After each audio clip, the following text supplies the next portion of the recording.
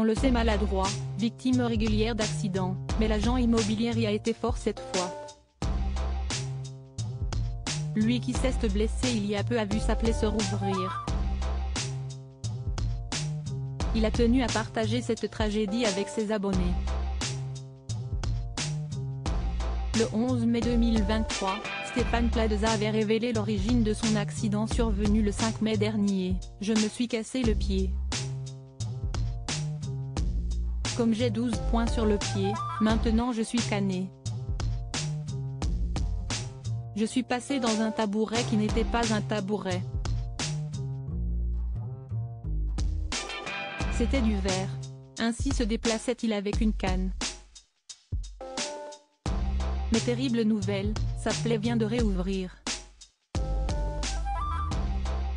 Très tôt dimanche 14 mai, l'homme de 52 ans a fait un montage photo de son pied avec d'un côté, celui-ci doté d'un pansement et de l'autre, son pied sans pansement, laissant apparaître ses points de suture. « Il me semble avoir perdu 2 points. Il faut que je lève le pied », a-t-il commenté. Et il est vrai que l'agent immobilier le plus connu de France, star de M6, ne s'est pas ménagé depuis son accident.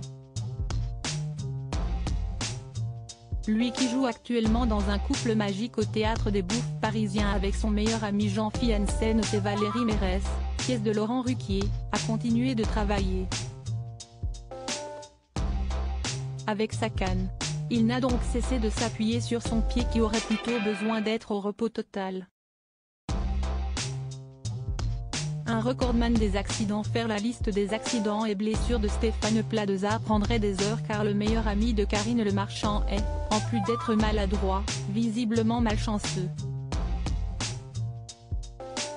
Après s'être pris un arbre à chat en pleine tête en juillet dernier et être tombé des dizaines de fois sur les tournages de ses émissions Recherche apparemment ou Maison à vendre, l'année d'avant, en 2021, il avait été victime de 2 accidents de voiture.